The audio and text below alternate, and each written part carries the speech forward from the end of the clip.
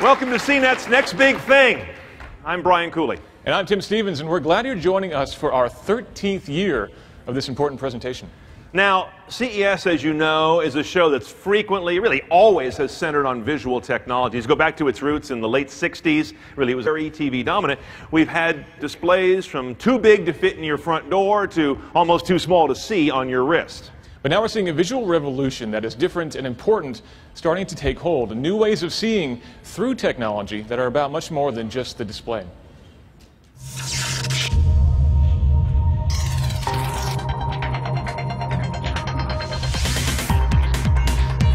Screens have become ubiquitous. They nearly upholster our lives, pairing us with information, entertainment, messages, and images almost everywhere we go and look. But have you noticed that much of that is actually displayed in the wrong place, peripheral to our gaze, separate from our attention, and never truly immersive. But virtual reality and augmented reality change all that. By filling our gaze with context, sometimes replacing our view with one that would be otherwise inaccessible, unlocking the unseen information that fills the physical world around us, or adding layers to our own experience. These two technologies, years in the offing, now stand ready for a world that demands constant visual support. They're poised to become the next major digital platform, the new reality.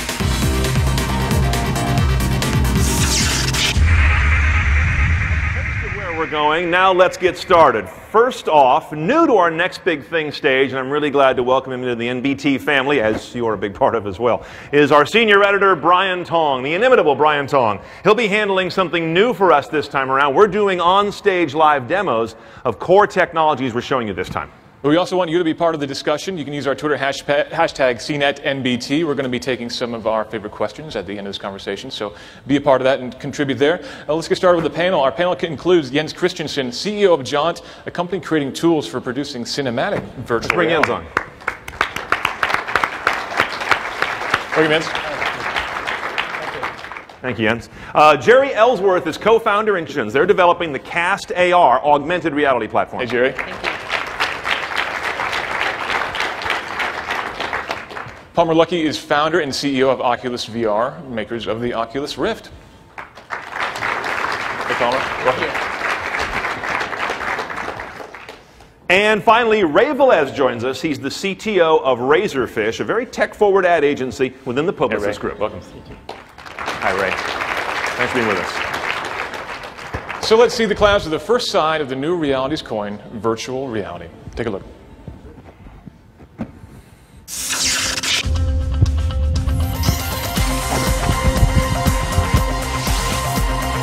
Virtual reality. It's basically about being somewhere else without leaving where you are. It combines some mix of 3D depth perception, nearly complete visual surround, and the ability for your gaze and movements to be transmitted to the media. VR is about entering a scene, not just looking at it. The goggles or headgear are what you notice first. Oculus Rift, Samsung Gear VR, Sony Morpheus, even Google Cardboard. They all replace your natural view with a synthetic or recorded one, while also sensing your motions to adjust your gaze and position in the scene. The content is not produced like any other. It's envisioned, captured, and edited with new skills and technologies that are still quite nascent. Games, of course, are the best-known use case for VR. They lend themselves to it very well, but the push is on now to grow telepresence and video content. Like walking through a resort hotel before you book, right down to the slope of the beach or space of the restaurant. Imagine a similar experience for touring open homes, or checking out a car in the showroom from your living room, maybe even standing next to Paul McCartney on stage. It's not just the best seat in the house, it's every seat in the house, and everybody can enjoy it at once. We think the pieces are now finally in place for VR to have a real shot. The goggles are getting smaller and less expensive, while offering a more lifelike image and less nausea. And experimental new content is breaking out all over. And critically, marketers are intrigued by the possibilities. Still, users have to wear something on their face, go temporarily blind to the world around them, and stop multitasking. Producing VR content is orders of magnitude more difficult than the well-oiled world of flat high def. But when it's done well, it's magic. A claim that's been made by many technologies over the years, but seldom with the credibility of VR.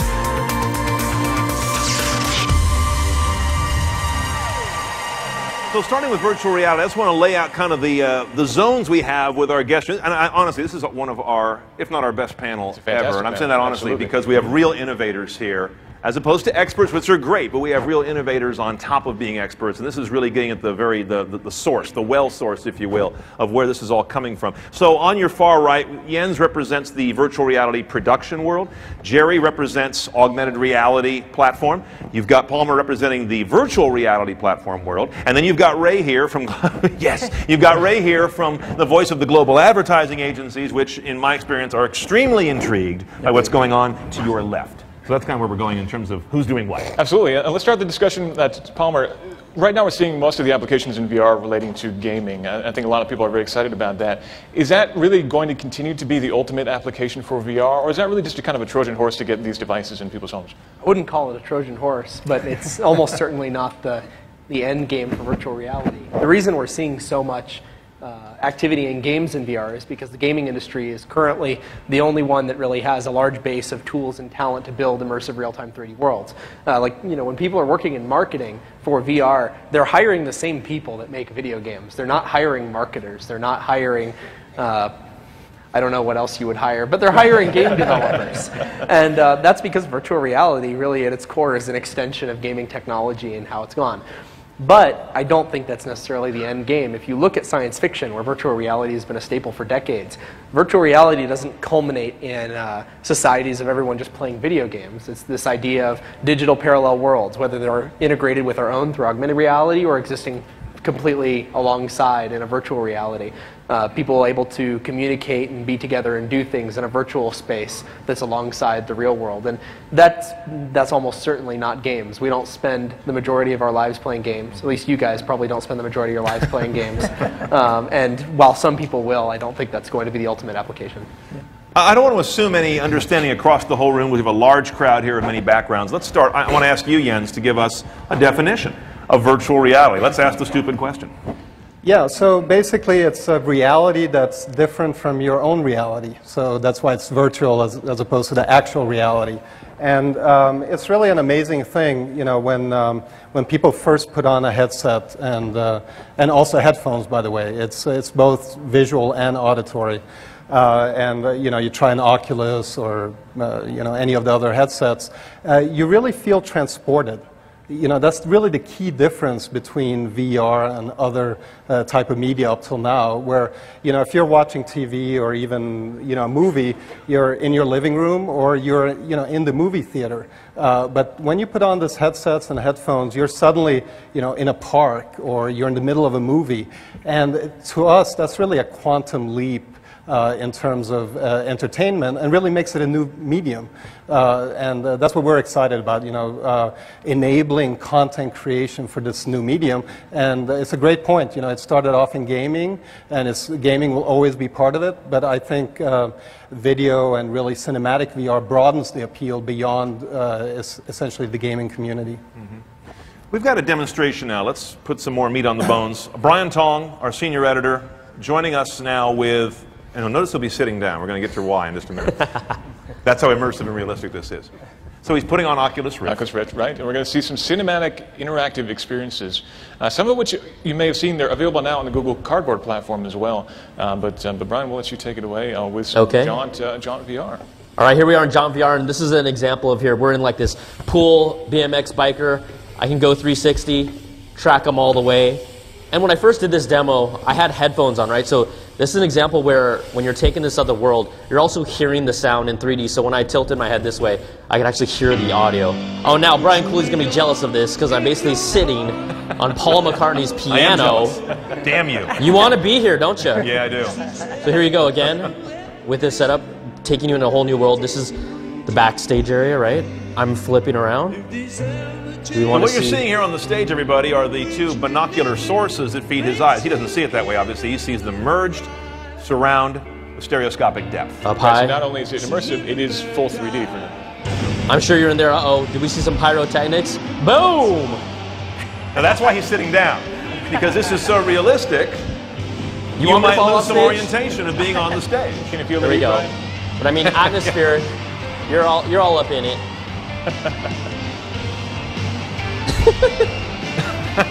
This is what there you are right there, Cooley, right? You'll notice he gets what you call, what is known in the business, Oculus mouth. Your mouth drops open. Is that this one? Yeah, that's the face. That's Wow. the face right there. Yeah. So that's Oculus mouth. Here we go.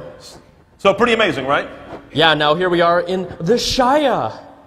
And if I look here, it's the Hobbit's door. And very serene and peaceful. You can see the depth here. I mean, I'm looking at this in 3D, right? So I can see all the different layers and levels. And is that Gandalf the Grey? Gandalf? Over here.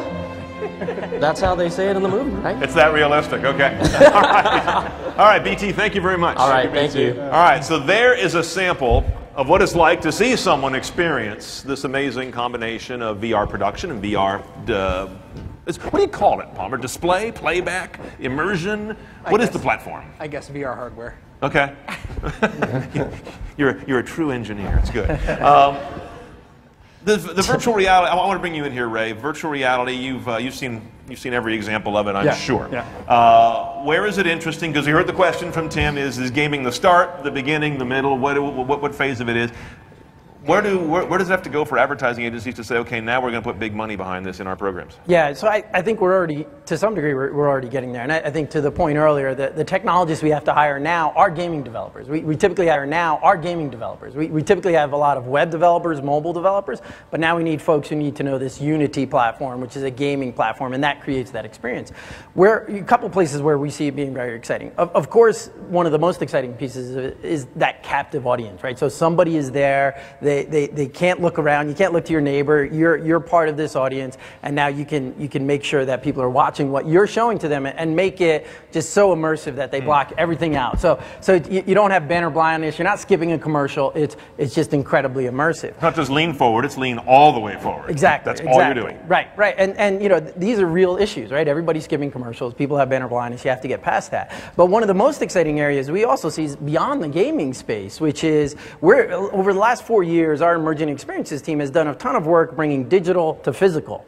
And that's a really hard thing to do well, right? So I can't necessarily build the next generation car showroom or the next generation experience at the San Francisco airport, some of the big fun things we've done. And it's hard to iterate on it. It's hard to make a lot of changes. Once I get that wall up, I can't change the wall. But if I put that into an Oculus experience, I can then iterate on it, show it to my customers, show it to our team, show it to the designer, show it to the architect, say, well, what does it look like if I move the wall from here to here, right? So, and that's one of the fastest growing places we see in the industry, right? The web and mobile is very well known. We understand how to tackle those things. How do I bring that together with a real physical experience? And interestingly, virtual reality is going to help me build better physical experiences. There's also a question of distribution. How do you get that experience into the hands of consumers and into the hands of clients? Yeah.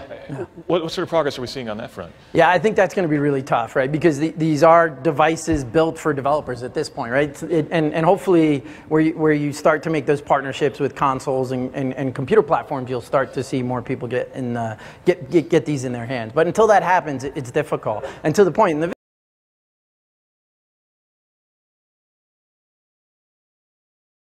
a lot of 360-degree cameras going to be here this year, more than last year, which is exciting. But to make the content, to make 3 minutes of content, I think in the Adweek article I read yesterday, it's $1 million, right? It's a really hard endeavor to build the content. So you have to make sure the content. So you have to make sure that you're all in, and you're going to get the exposure that you need to get. So hopefully the teams are going to help make that less expensive as the technology gets better. Jens, ease of content production. What's the milestones that you're working toward there? Well, it really is, it's not just about ease. You know, there's a lot that's involved. We're building a camera that really makes it possible to capture 360, 3D video, the whole rendering pipeline to automate that whole process to go from all those video streams into really a compelling VR experience, the apps that run on various devices. I just wanted to add a little bit to what you were saying in terms of getting it out there to the consumer. We think mobile is just an amazing platform for VR. You know, there's Gear VR and there's also obviously Cardboard.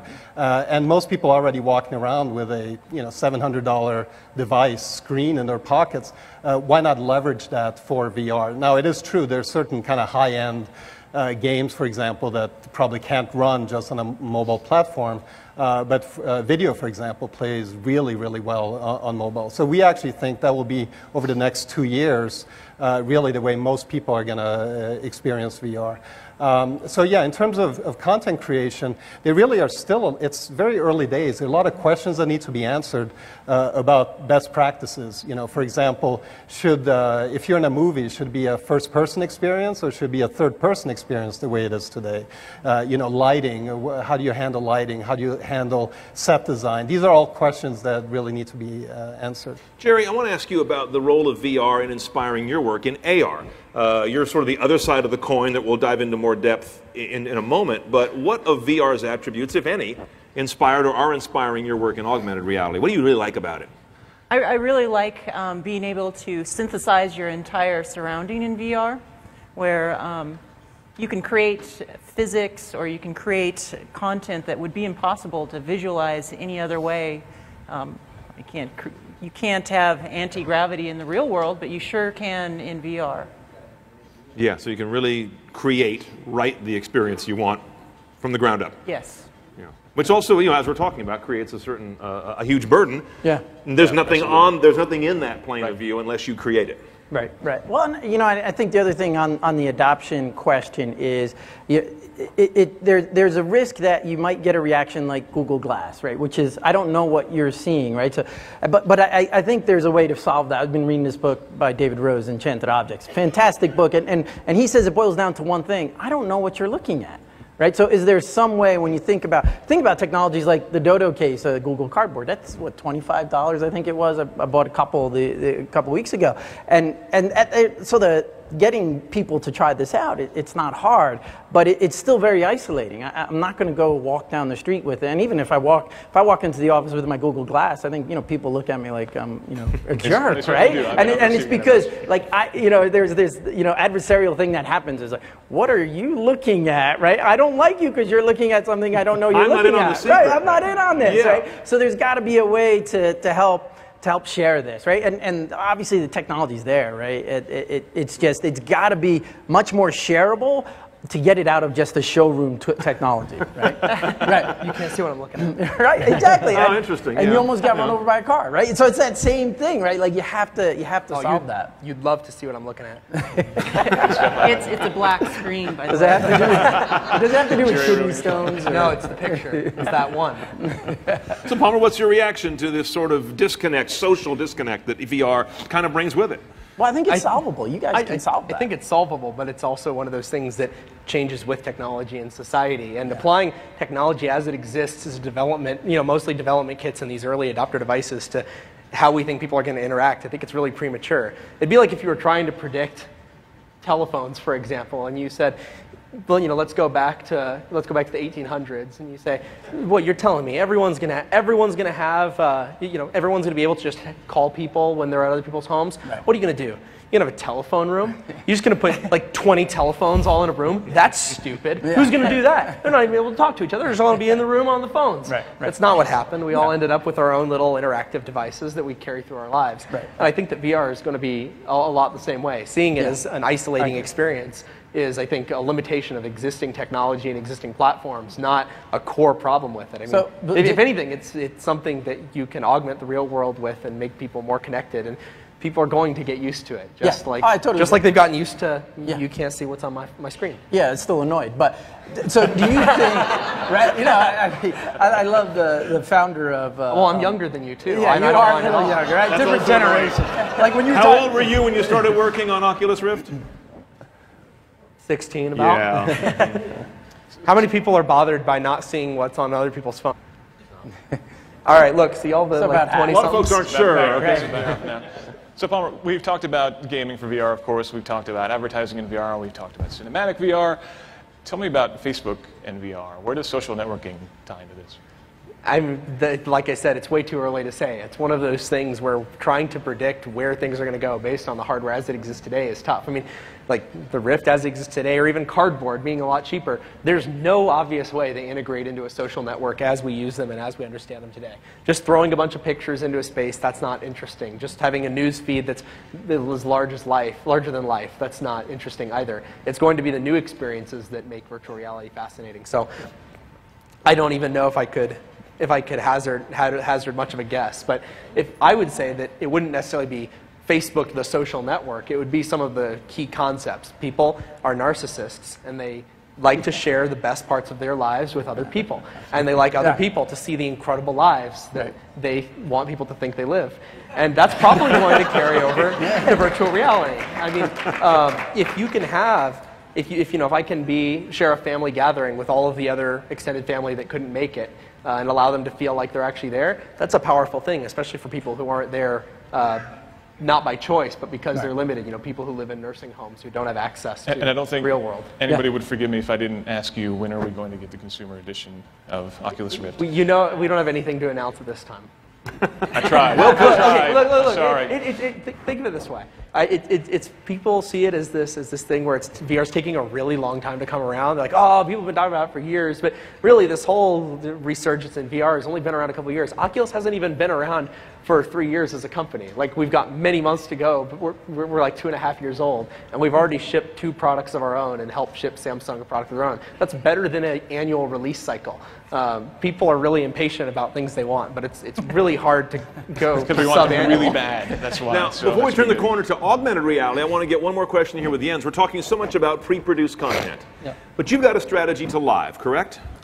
Yeah, absolutely. I think once you can do live, that's going to increase the attractiveness of this technology even a step further.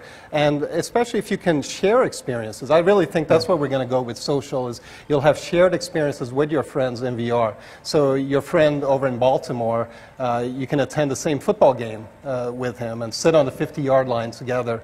I think that would be an awesome social experience where you're watching the same VR content, and it being sports, having it be live would be very important.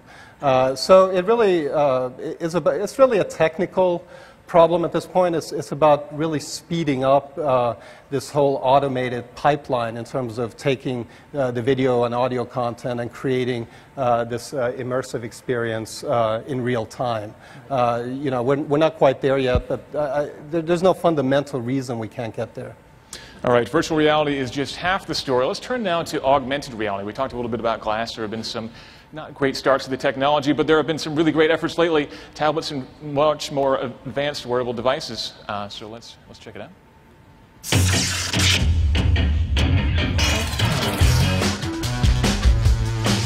Google Glass is the poster child for this revolution. High-tech headgear that made quite a splash when it was introduced. Glass, released too early to too few at too high a cost, failed to ignite a revolution. But don't worry, that revolution is coming. Imagine a pair of AR glasses of the future, not like Google Glass, but something far more powerful. Instant notifications without reaching for your smartphone would be easy, of course, useful on a cold day like today, and contextual overlays over the real world will let you tap into the power of the hive mind.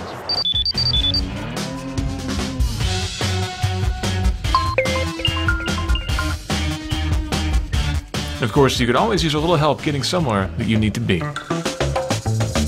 But that's all simple stuff. Just tiny hints of the promise of much, much more. Augmented reality won't just free us from staring at our smartphones, it stands poised to drag the digital world into the real, enabling seamless interaction with both. With CastAR, you can play digital games with your friends, merging the social aspects of tabletop gaming with the power of video gaming. With the Recon Jet, you can track your fitness and run races against your friends, even if they're in another country. A Google-funded startup called Magic Leap promises to create virtual images indistinguishable from real objects. But there's so much more to come. Car windscreens that let you see through buildings, medical devices that allow doctors to see through skin, and yes, intelligent glasses that will tell you everything you need to know about everything there is to know. There's a lot of work ahead, but the potential for our new augmented future is absolutely huge.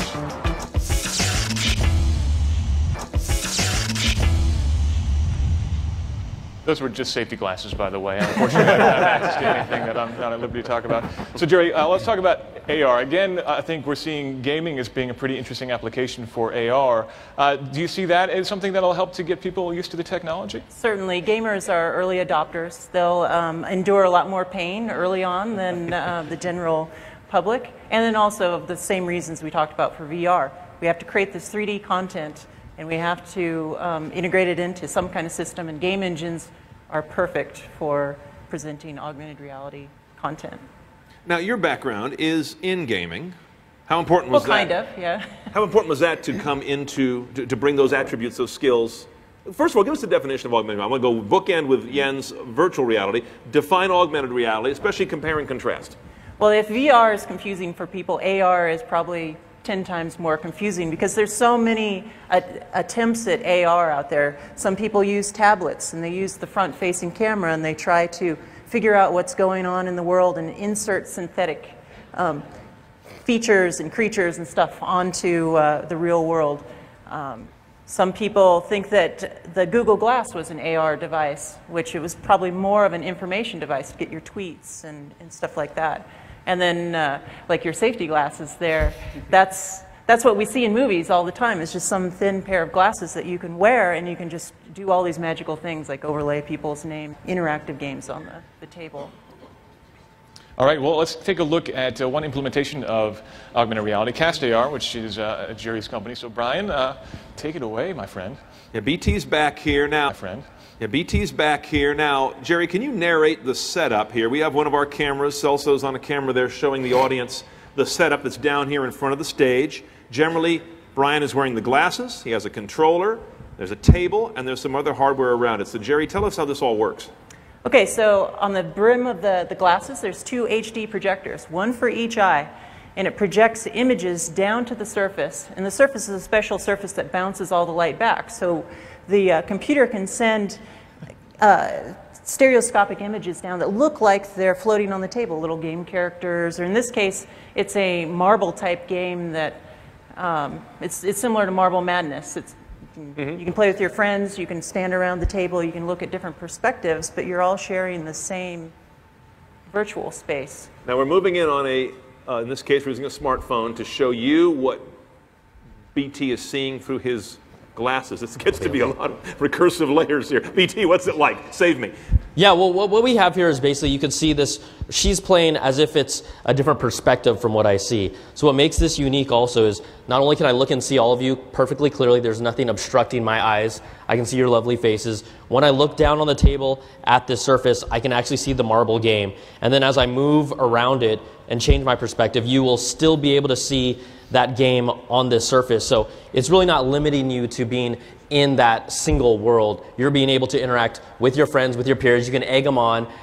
If Star Wars Holo Chess was here today, I would love this thing, right? We'd have it right here. You could be egging on your friends. So it really gives you an example of being still able to interact with others, still keep that social element while playing the game at the same time. So you can imagine playing Diablo with your friends, for example, right on a massive tabletop in front of you. Any kind of top-down dungeon crawler would be absolutely perfect for this kind of thing. Everyone has their own perspective, and you can get up and move around, and you look around corners even, which is pretty cool. And you're also working on some accessories too, right? Some other controllers and wands. Correct. For augmented reality, you need to be able to get input, but it's in 3D space. So we're developing a wand that you can reach out and touch characters. You can pick them up with the wand, move them through 3D space, drop them down. Or for Star Wars chess, you select your characters and move them around and have your virtual battles. And they're pretty styling glasses there, BT. Hey, I make them look good. Come on, don't be jealous. You make anything look good. So folks, what you're seeing here, just to be clear, when you see that rectangular shape there, that's the entire top of the table. When he looks at it, he sees the marble game.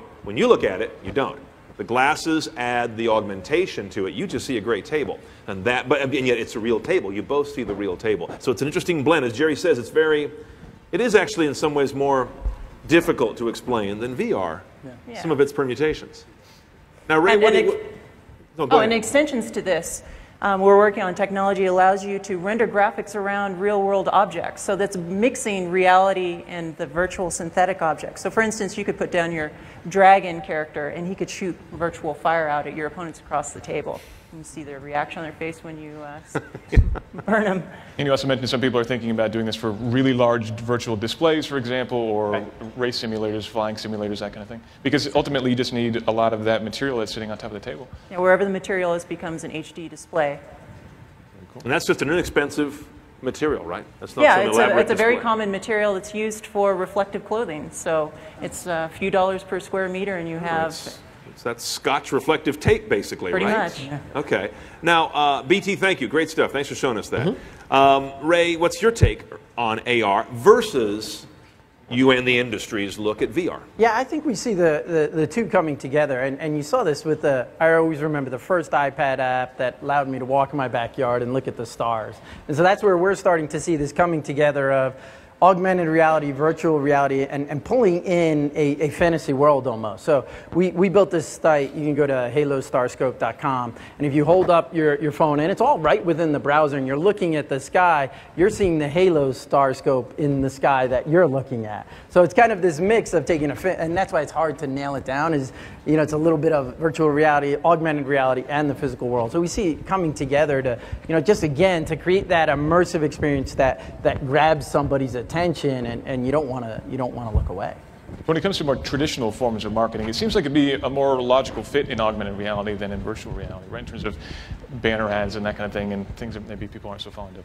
Yeah, I mean, there is the fear of something like the minority, like we always talk about, the Minority Report type of thing, where you're looking and all these crazy things are obstructing your view. And I don't think that's where people want to go. But when you start to bring together AR with beacon technology and things like that, you can see that potential, right? The beacon can tell me where I am. I hold up my phone, and then all of a sudden, the retail display I'm looking at shows me a promotion, right? So there are things like that that have gained some traction, but are still early on. I think you're seeing a lot of the intersection around virtual, augmented beacons, Internet of Things type of technologies to just... Jeri, what is the main hurdle in getting people to understand AR? I'm sure you've introduced it to friends and family and colleagues 1,000 times. What's the biggest hurdle in getting them to get it? Well, it's very the biggest hurdle in getting them to get it? Well, it's very difficult to record and show in 2D form. You've got to get people in the glasses, let them stand up, move around the table, and actually see it. Until you do that, you know, no words can describe it. And getting units out there and actually getting hardware that people can work with, you know, it's challenging because so few people in the whole world have ever seen this kind of see-through AR experience. I almost think it's a little easier for the VR camps to tell their story because it's a little simpler in a sense. The technology's not, but the outcome is like, look, you're going to see something else, and you're going to go somewhere else. That's pretty simple, powerful, but simple. I mean, you can take it all the way back to the old Viewmaster reels. It's not virtual reality, but it is replacing your reality, and so we've all got some sort of organic, almost prehistoric understanding of that. But the VR or the AR stuff it's subtle in a lot of layers. It's a difficult problem as well because the technology isn't quite there for a full walk around AR yet, where we can understand the environment and understand how, you know, this object's supposed to interact with our virtual object.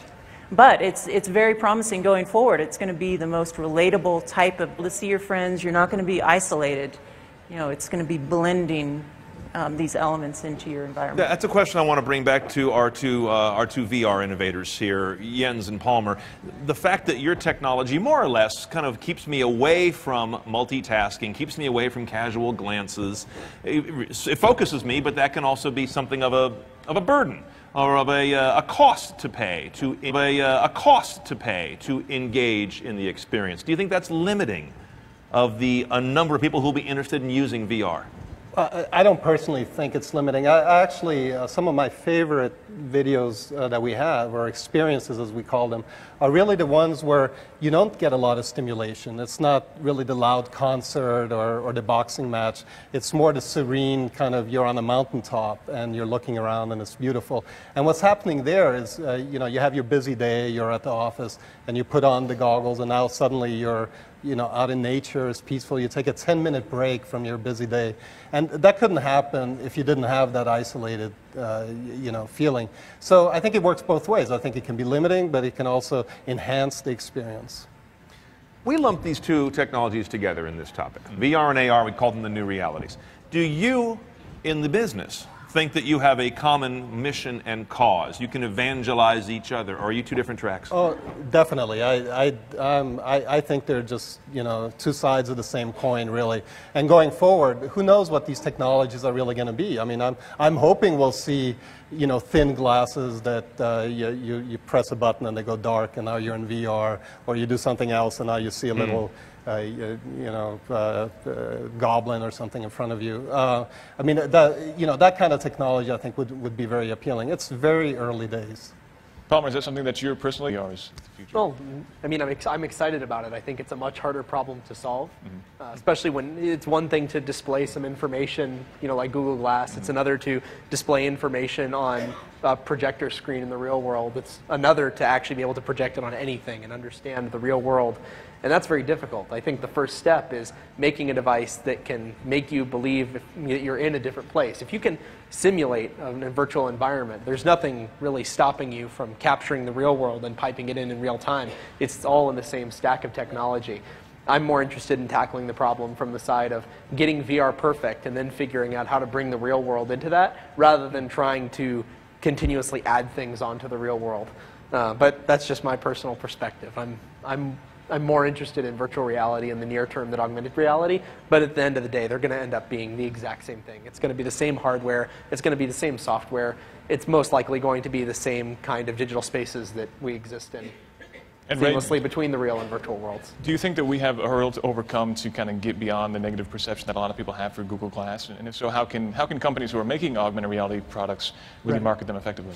Well, I do agree that I think you're going to see a generational gap, like folks where it doesn't bother them. But I think the hurdle will come with adoption, right? So what's interesting is when we talk about the convergence of VR and AR, you think about a mobile device, and everybody's got that mobile device in their pockets, and so at least that gets you the scale you need to really do things that matter. Right? You know, there's a lot of great, interesting cases out there, but that's because a travel agency went out and bought a bunch of Oculus and put it in their office, and now you could look at British Columbia, right? So that gets you there, but you need greater scale to get everyone else building on it, and that's where the mobile devices come together, and then that's where you're going to start to see people sharing, right? They're going to want to have a shared experience, or they're going to want to sit back on their couch and figure out a way to meditate and relax, right? So, but I think that sharing aspect will get over the hurdle.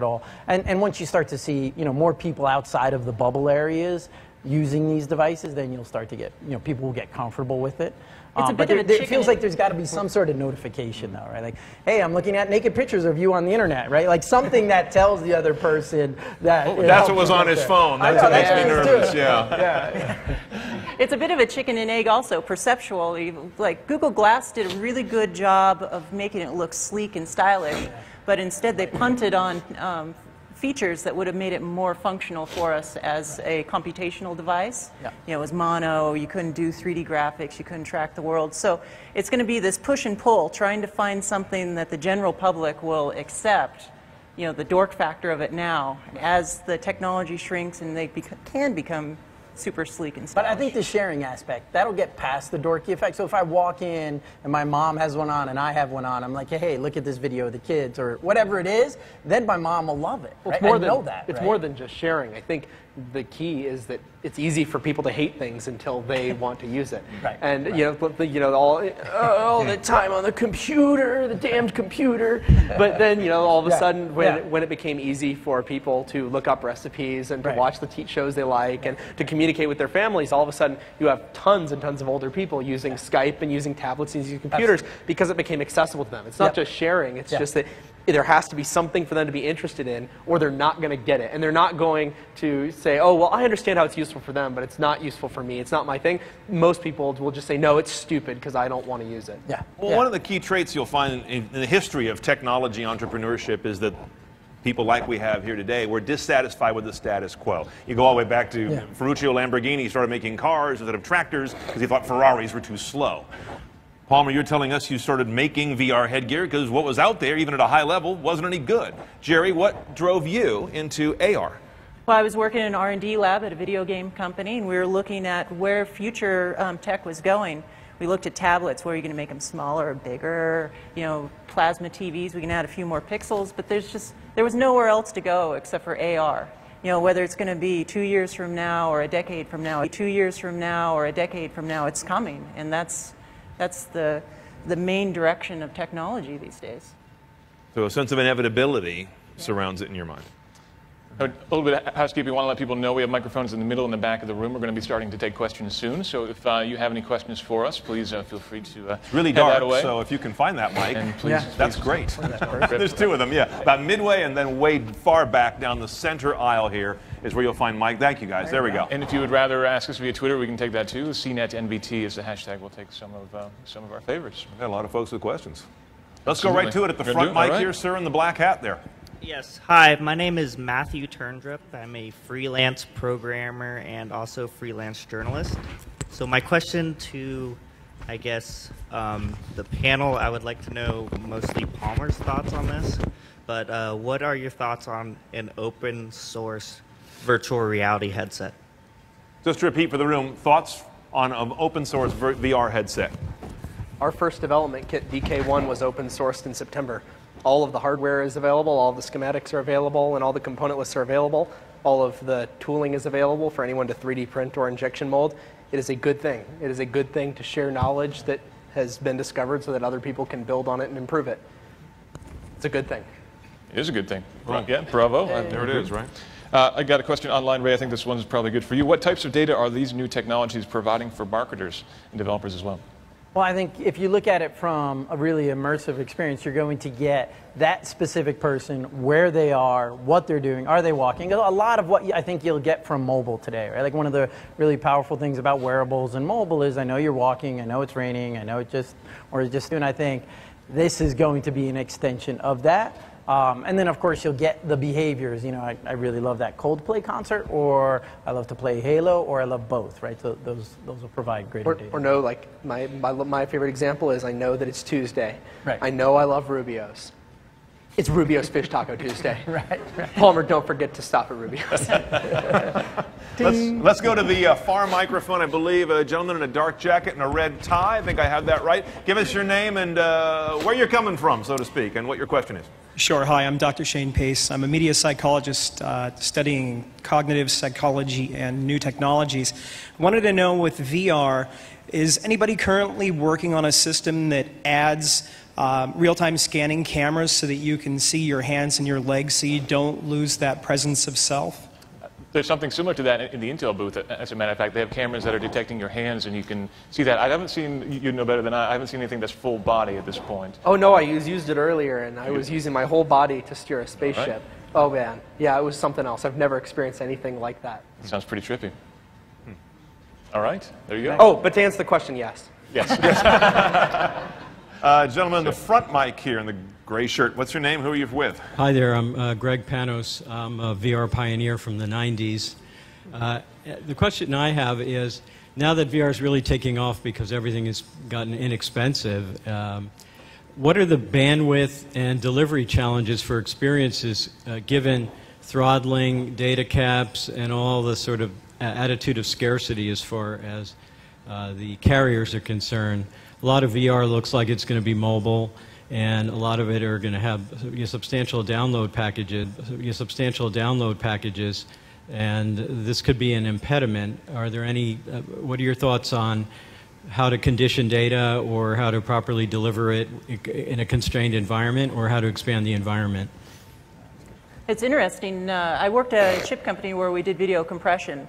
And we were helping define a standard for 3D delivery of content. I thought it was kind of crazy in the early 2000s. There's actually some specs out there that already have compression that can work across both eyes. Essentially, when you do 3D content, you're creating twice the bandwidth to deliver to both eyes. But perhaps it won't be as bad as we think delivering it. Although there is an arms race.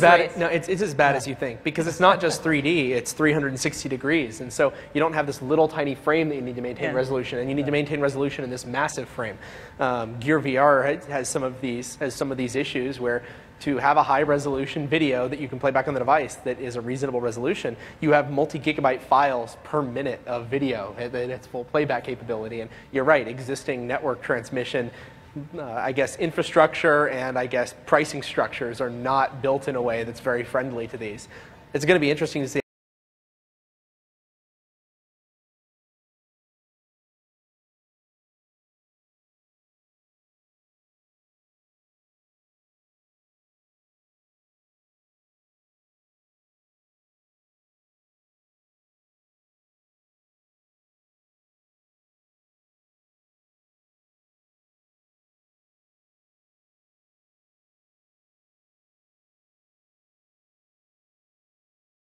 Existing internet infrastructure and pricing is built around content that we already know and understand, things like Netflix, things like streaming 2D video, not for streaming high-resolution 360-degree video. It's going to be interesting to see if the regulatory environment changes in a way that makes it economically unfeasible for carriers to prioritize the delivery of certain kinds of data that truly demand that kind of prioritization. VR really. Well, perhaps VR is really hard to do. Perhaps we're going to see more content which is actually model-based inside. We may game do that, engines. and that's the thing. We could get around this entirely because everything's going to be rendered on board in the long run. But like for what you're doing, I mean, you're screwed if you can't transmit live 360-degree high-resolution video. Oh, we'll be able to do that. Oh, I know you'll be able to do it, but that's why we can't necessarily move to a world. That's why we can't necessarily move to a world. John's not screwed. I mean, that's one of the reasons we're not going to move to an entirely model-based, locally rendered infrastructure anytime soon. Right.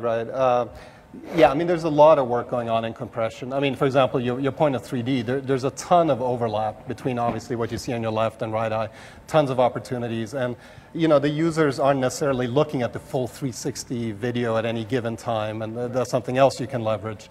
So there are many things that can be done on the compression front. But over time, there is going to be this race of amount of bits you want to push through the pipes and just how big those pipes are. There's no question about that. And so today, when you download our app, Paul McCartney, and we sense that you're not on Wi-Fi, we do ask you, are you sure you really want to download this on your data plan? What's the file size on that? It's actually not, it's in the hundreds of megabytes. Per? The full per file minute? size, Okay. yeah. And that's partly because the screen resolution today is not up to par to what we're recording. We're actually constantly downsampling. That's going to change as well, right? You're going to get higher screen resolution, et cetera. But I do think that bandwidth is going to keep up with what we need. Okay, thanks for your question. Let's go to our next question. The gentleman there in the light blue shirt. Give us your name and who you're with. Thank you. My name is Ben Konak. I'm from Sacramento. It's M2 Teach. And my question refers to the interactive of education of getting these tool sets or tools into the classroom and to expand the learning experience in math to English to help disabled or challenged kids to learn different ways. Okay. Anybody want to take that? Look at you. It's cost. Reducing the cost will accelerate that for sure. Right. Reducing the cost on what we have technology-wise, but like what you're saying is you're asking partly how it can be done. I think that's implying that there is value in doing it, and I think you're absolutely right. Because right now we've decided in the traditional education environment that sending people out of the classroom and on field trips is a worthwhile thing. Why? Because we all know that being in a classroom, looking at things in a book or on a chalkboard is not the best way to learn. Maybe it is for some people, it isn't for the majority, and there's things you can't learn that way. If that's the case, you want to send kids out so they can experience things in the real world, whether it be looking at dinosaurs at a science museum, looking at ruins in ancient Rome. Most school kids aren't getting to go there, but maybe you're in college and you're on some sweet exchange tour on your private school. But whatever it is, we're in this world where that kind of education is only available to a limited subset of people. I was just in Washington, D.C., and I was thinking, oh my God, all these public schools, they have this entire Smithsonian museum network where they all get to see things nobody else in the entire country gets to see. That leads to a huge disparity. Virtual reality isn't necessarily just a tool to improve education. It's a tool to give everybody access to the same education, to the same kind of information, and give people access to ways to learn that don't exist in traditional classroom settings, so that anybody can look at those dinosaur bones, anybody can go look at those ruins, and not just in the United States public school system, but around the entire world. People who right now can't even afford things like computers and traditional infrastructure for just email and stuff. I think that virtual reality is going to come down and down and down in price eventually.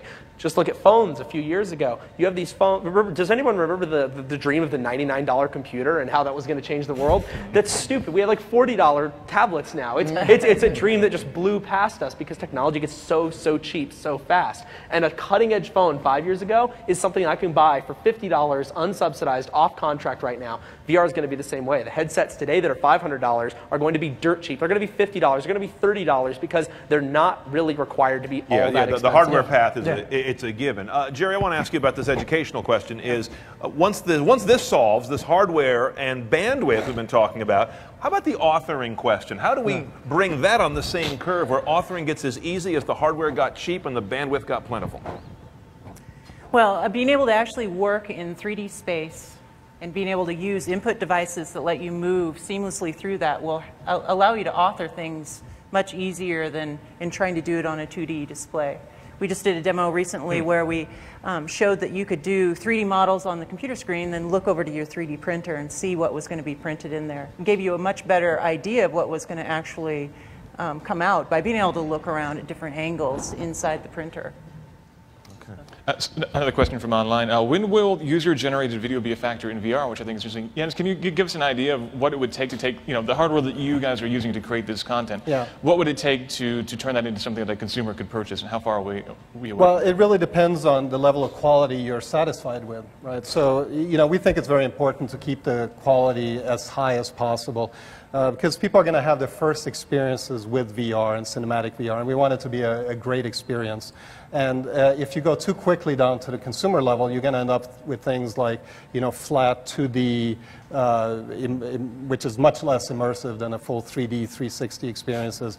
You're going to have things where you just have a cylinder instead of a full sphere, etc. And I think that can really damage the whole field, frankly.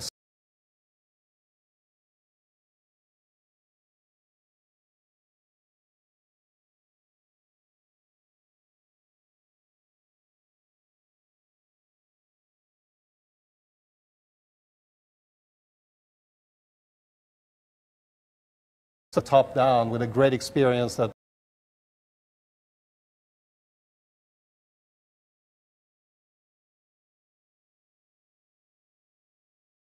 gets less and